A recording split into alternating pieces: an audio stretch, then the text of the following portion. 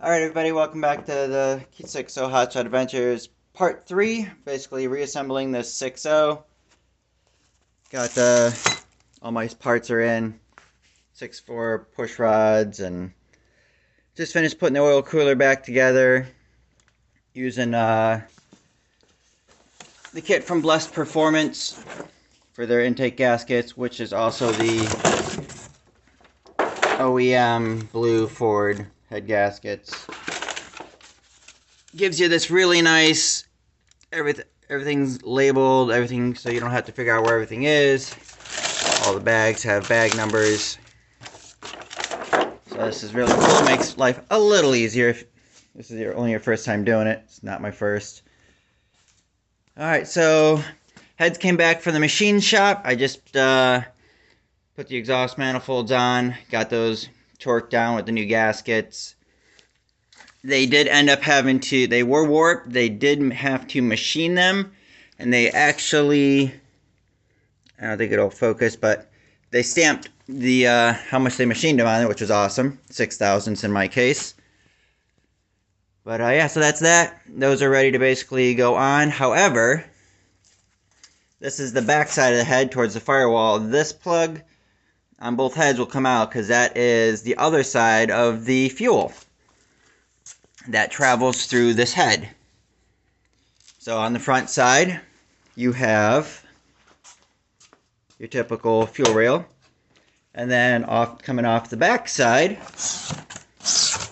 which the front side will be getting the new riff-raff banjo bolts, and then this is the kit that will be going on. And these go to the back of the head. So it's a good time to get that bolt out. I will probably put those lines on after the head's in the truck, because I don't want to damage anything, and I will have plenty of space to get to them back there because I don't have any up pipes at the moment in. Which is what would make this install extremely difficult if your up pipes are on, but doable. Block is pretty much cleaned. I'm just going to grab some compressed air, go through and blow out every single hole. Make sure there's no oil or dirt or crud in there. And then I'm going to do the same thing for all the rocker boxes. Make sure all the holes are clean and clear. And then I do have issues with my rocker boxes being aluminum. Probably the last time I will be able to take the truck apart and back together, being this is a second/third time, is all the holes, being aluminum, are not happy. So what I've done is I've just went and got longer bolts, so they go deeper into the bolt holes, which is what I've done, and this will probably be the last time I can do that. I'm gonna probably have to run some air through them. I'll probably have to clean up the threads with the tap. But yeah, this will be the last use of these rocker boxes for me, because I'm not the first owner of the truck, unfortunately, which for most people they aren't. But yeah, everything's laid out. There's my up pipes. So alright, so that's a quick update, and then one last thing before I go, trying not to make you dizzy spinning around here, is I'll be putting on the IPR coolant filter, which, while it's apart, makes it a little easier. In my case, I have the Sinister. So basically what's going to end up happening is, spread the directions, you're supposed to cut into here.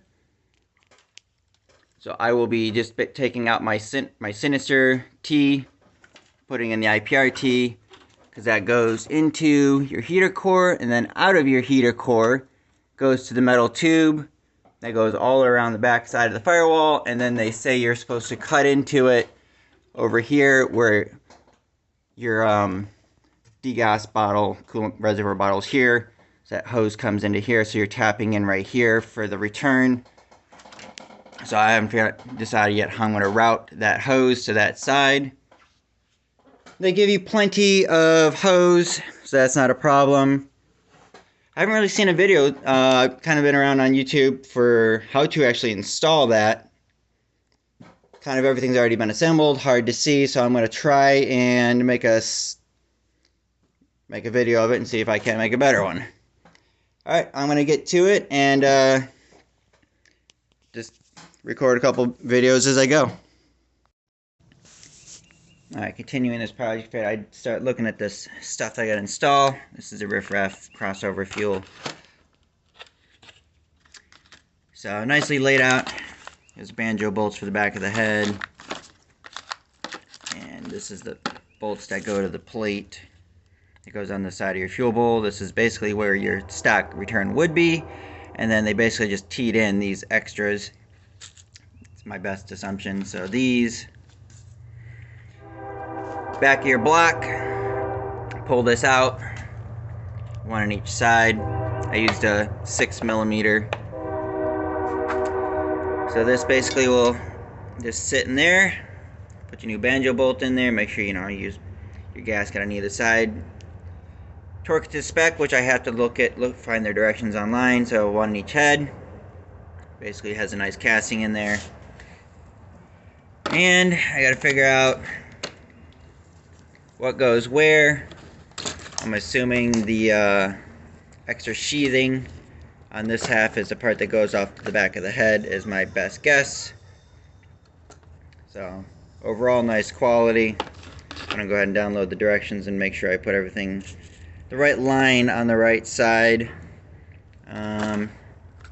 One line is longer than the other, just from looking at it for sure.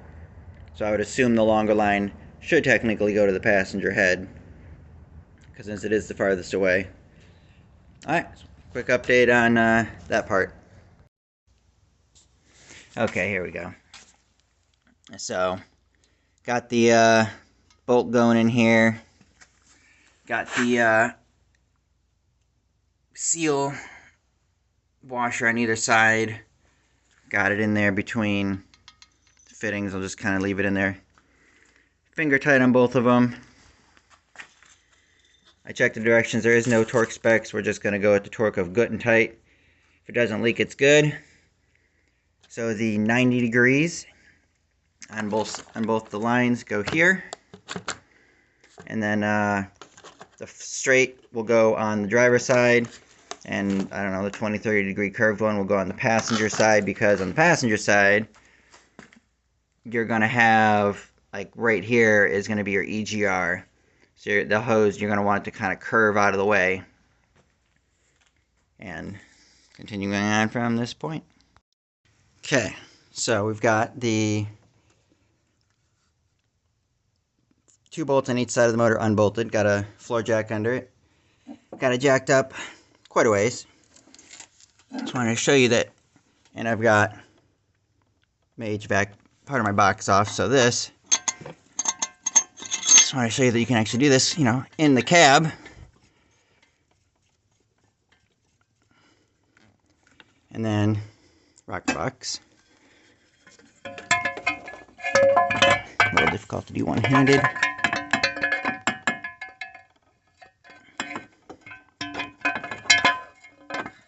Get that lined up on that one. I think I got the motor a little bit too tall. Oh, there it goes. Boom. I was kind of getting stuck on the lift there with the hose, but yep.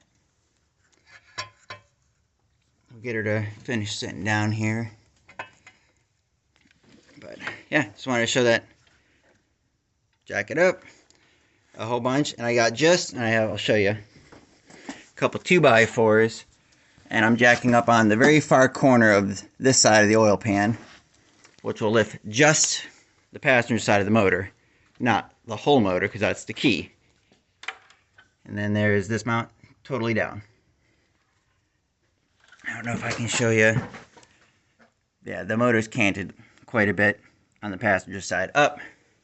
I want to quickly show you that. Alright, back to it. Okay. Here's the hose. Runs around the back. I don't think there's any way I'm going to be able to get you guys really a good camera angle back here. But maybe. It's right there. So that's it's installed. Passenger side anyways, and then this will just come across the intake, and then we'll show you from there. Just want to show you one part's installed. Alright, quick update. Heads are on, rocker box is on, all the new push rods are in. And note, the new push rods have a silver side and a copper side. Show you over here. Silver side, copper side. I checked around on the forums, checked the manuals. Everything I checked and everywhere I looked said the copper tip up at the rocker. So that's what we did. Moving on here, I'm going to be putting the rockers on and start the long process of getting everything torqued down, along with everything else that's still missing. Alright, moving on. Alright, quick update here. Got rocker assembly in with the new push rods.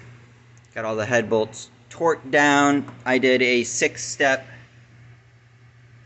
30-pound increment steps, and I went over them twice each set to make sure everything was clamping down evenly across, which is an exhausting task to do multiple times on each side. But next step is finish tightening down the rocker box, the rockers, at least the rocker bolts, and then I'm going to be putting in the injectors. Got all the O-rings on, new O-rings on the injectors, get those in there, tightened down to spec, of course. I got the book for that. And yep, that's a quick update, and check in on the next one. Before I go, I did finish getting in all the fuel lines here, the back of the block. So these will just come up. Here's the 90. It'll go right into the side of the new billet aluminum block that they gave for it. So right now I just kind of have them pushed out of the way a little bit. Cool. Alright. We have reached a stopping point here. We've got heads are torqued. I did my 6 steps I showed in the last clip. And all the rocker arms are torqued. The rocker boxes are all torqued. Got the injectors in. They're torqued down. I forget what the torque spec was. I got the standpipes in. Unfortunately, I looked through my kit over here, and I did not find a high pressure oil O-ring for my standpipes. I didn't find anything that matched up or that would fit. And so I basically just put them back in. Just threw some lubricant on the O-ring and stuck it back into the torque spec. And if I have a high pressure oil leak, I will know why. But overall, the O-ring did look good, since this is only the first time they've been back out since they were ever put in. Current problem is my oil rail, since these are soft cast aluminum, and if you over tighten or over torque anything in them, you pretty much killed the threads. And in this case, since this truck's been apart many times, that is currently my problem. As you see, that's threads that should not be there. It basically pulled them out. So what I do is go to the hardware store, and as you'll see, I have some bolts that aren't original. And on the driver's side, all of them are not original. I got some silver ones, I got some cap head ones. I think on this side there's only 2 actually original 8mm bolts that hold this on. So yeah, the holes that the bolts go into are completely shot. So I'm going to go to the store and go find longer ones, basically more of these, and run those in the holes and tighten it down. That's been my solution. If that doesn't work, my next option is, since they are only M8s, which I haven't decided I want to do that at this very second, is I went and bought some quarter 20 bolts. So I would obviously have to grab out my taps and tap all the holes that need to get tapped and run a quarter 20 bolt in. Trying to avoid that at this moment for the obvious reason I don't want metal from the tap. I'll just have to, use a vacuum or shove some rags around it and do the best I can to keep metal flakes from going where they don't belong. But that's where I'm at.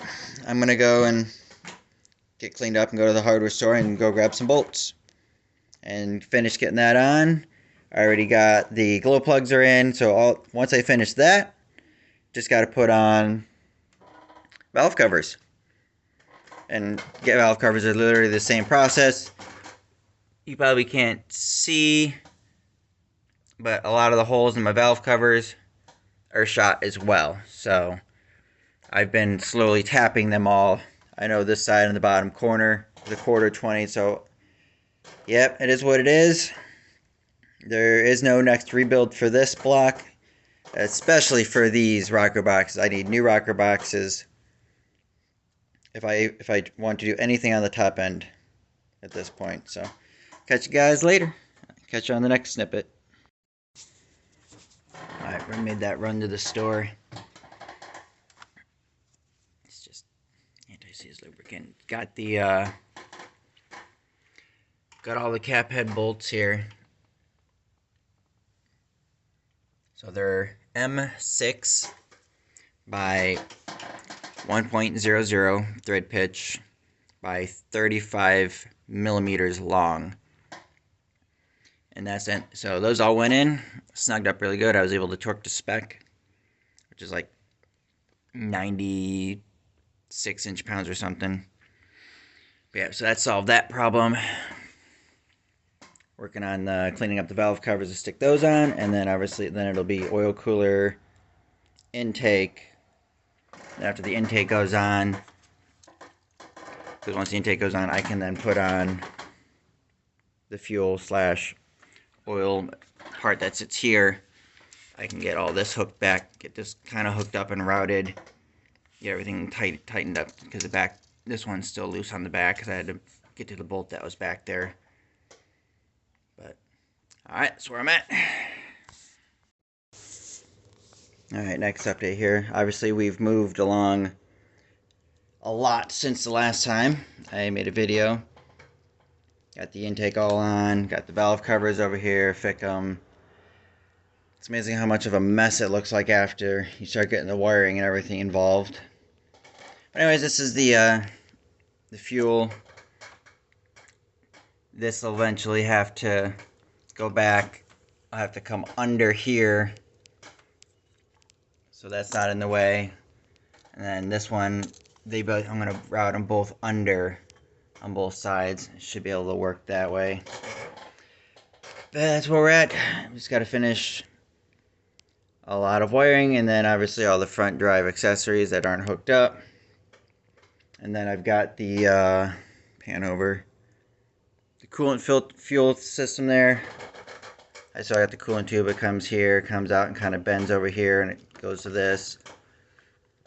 I think what I'm going to do there is I'm going to come out, I'm going to loop it into, I'm going to remove this, mount it here, so it's going to come in, and then it's going to come back out, and then it's going to come back in here, and I'm going to leave, just for the heck of it, I'm going to actually leave this sinister, so the sinister will also be doing some filtration, but it will be 100% full flow, coming right off basically right off the water pump, more or less.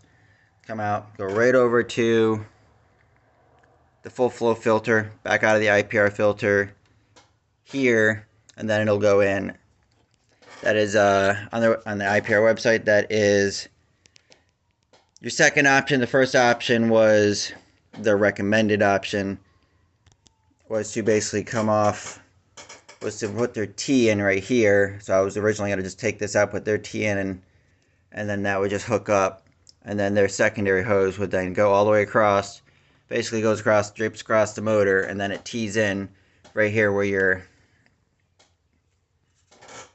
reservoir would be. But I want 100% full filtration of the cooling system at this point, because I just put a brand new oil cooler in. I want to guarantee I get all of the fluid. So basically what happens is, if that were to clog and their recommended option, your heater will basically still work because it's just teed in. And in my case, a lot of diagrams I've looked at, they have a heater valve.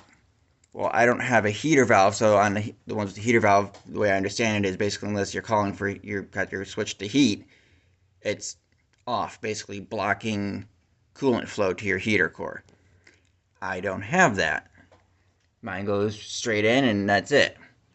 So it must be on a later model since I don't have it, or it was removed. I don't know.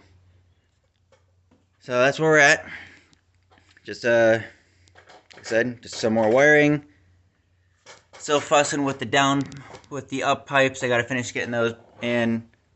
I did find after I looking them over, I did have a leak at the exhaust gasket. So between the part that comes off the manifold, then there's a, since it is obviously something's missing.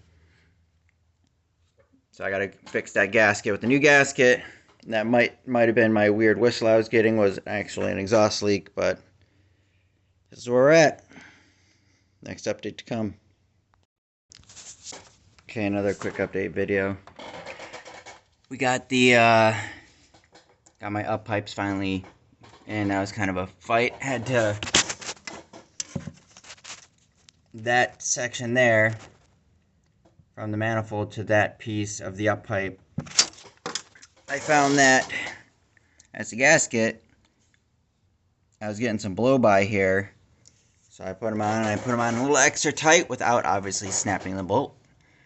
I've got the manifolds loose, so it moves, but it's attached. Because when you go to put the turbo in, you're gonna need all this stuff loosely installed, and then basically get the clamps attached before you get everything, and just kind of like step by step snug everything up very slowly, because you do anything before the other, you're not going to get it. You're going to spend hours fighting it. That'll be something for another day after I get off work for that. Reason for the quick video is I got the crossover fuel rail system here. I got it coming off the back of the head. I finished snugging this up. It kind of comes over. It tucks under my intake. There's actually an opening under my turbo pedestal, routed under it. And then here it is up. And then for the driver's side one, same thing, comes off the back of the head, routed under the manifold to this side of the pedestal. Brought that one back up, and there they are. So that's where those are kind of routing. And now I'm working on putting their fuel block on. I just took off the OEM fuel block. Of course, blue spring. I have another blue spring from Sinister. I seem to, with this one, and I changed out my stock fuel pump on the frame rail. It's still a stock fuel pump, but I put an aftermarket one by Racor Performance in there, and that pump pushes a lot harder. So between the blue spring and that Racor pump, on cold start, I see anywhere between 80 and 85 psi. Ford book says I should be running on average 55 to 60 is where everything I keep reading says it should be running. So I'm going to basically take this spring out. I have an older blue spring that I was running 55 to 60 on, so I'm going to switch the springs. So yeah, when you take the plate off, it's T25 Torx to get those off. When you're getting them off, make sure you keep your finger on the bottom part here, because this is where the spring is, and it's just immediately going to try and push it off. So just slowly work your way around. Don't lose the little plastic piece there. I have a couple gaskets, swap the spring out. And then this guy, I'm going to have to pull this off, and I'm going to install that into, over here, into this. I'm going to stick it on here. I don't believe I need to use any Teflon tape. I'm going to check the destructions. These are the plugs off the back of the head. And then this is the older blue spring that I have. It was a Sinister spring from one of their kits I had. One of these is longer than the other, and then the directions it said that it goes, I believe, here.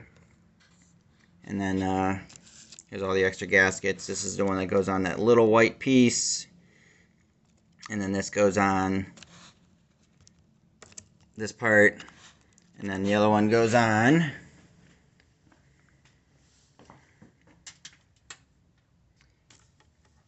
I'll figure that out. I'm not 100% sure. It probably goes to one of these, or it goes to the back of this, more than likely. But I'll figure that out when I'm doing it here in a couple minutes. Catch you guys back. Okay, here we are. It's all mounted up. I didn't use the screws they provided because I've already had a Sinister billet aluminum block. So I reused those screws. Here's the fittings.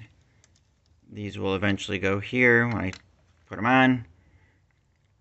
There is an O-ring on here. I just basically put it back together. I mean, the kit that they sent didn't have the O-ring for here. I just reused it, put it back in. Used their one gasket. The one that goes, I reused this. I get the new one that goes around here. And besides that, I just put it back together because I've had it apart more than once. But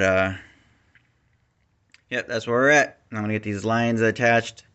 I don't think it matters which one's top, which one's bottom, but I'm gonna reference their manual and double check that. Alright everybody, quick update. I want to show you a comparison of the stock fuel banjo bolt comparison to the Riff Raff's upgraded banjo bolt that goes in the front of the head. So I just want to give you guys a quick snap of that. A lot has progressed. So this is how the fuel system now looks for the crossover. I just basically put them on. There was no left passenger or driver, nothing like that. It's pretty much, I think right now the passenger is on the top, driver's on the bottom. Kind of can see here. I just routed it under all the harnesses best I could, and then just hand tightened them. If they leak, I'll tighten them up some more. Yeah, so typical reassembly.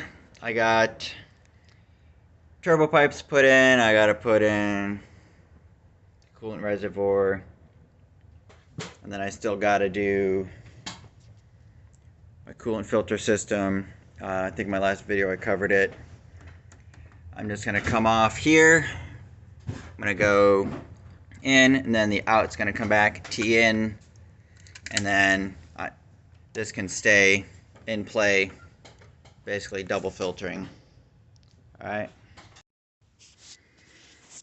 Alright, we have another day, we're at it. Got it topped off on oil. I know everybody, you know, in my case, 5W40, threw in some FR3 with it. I also have some arch oil, but I didn't run it. No big deal. Put a new oil filter in it, and so yeah, I cycled the key like 8 times. I got a fuel pressure gauge in the cab. Just waited till it went through. My brother was out here. He said he was able to the air being basically flushed out of the system as it was pumping. So I'm pretty sure this made the fuel return setup made life a little easier starting. Got the fuel primed, and then obviously I took the little starter wire off there and just cranked it. Had my roller there set on like 50 amps just to help it out. 6.7 starter definitely helped with that whole process, getting it spinning. And went through, checked everything I could visually see, and no leaks while I had it running for a few minutes. It doesn't have coolant in the moment. So I was doing over there, I was filtering out my coolant. But before I finished filling it up, got to do the IPR coolant filter kit. So that's what I'm going to be doing next here. Just took a minute and cleaned all the tools up. I'm going to be doing it's all a little different from, I don't have the coolant manifold that goes on top the oil cooler housing. So they give you tons of hose. Because initially some of the options, I believe I discussed in a previous video or section, was you could run it from here. You could actually run it all the way around and then tie it in under there. Or I've seen where they just run it literally just straight across over the motor and tie it in. It's kind of sloppy to me, so I didn't want to do that. And so I'm just going to kind of do my thing here, and I'll show you guys what I did for the install for me anyways. Okay, final piece of the puzzle finally done. Just got the screwed in. This is kind of like your vacuum reservoir. The vacuum pump is actually below it. And then you've got your blower motor for your HVAC. So I have already a Sinister. So I made use of that. So I came out of it. This is the in, this is the out. Anyways, so the end goes over under the tube and it plumbs right in there. And then comes back out, crosses under there. Let's see, lost it. There. Comes across, goes this way, and then goes right there to the Sinister adapter.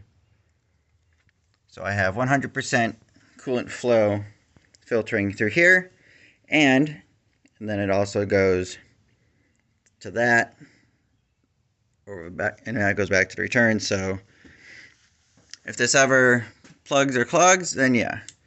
On the everything else I've seen online with these, it goes, just a piece of crap, okay. It comes off the tube. It actually doesn't come off the tube, it's my bad.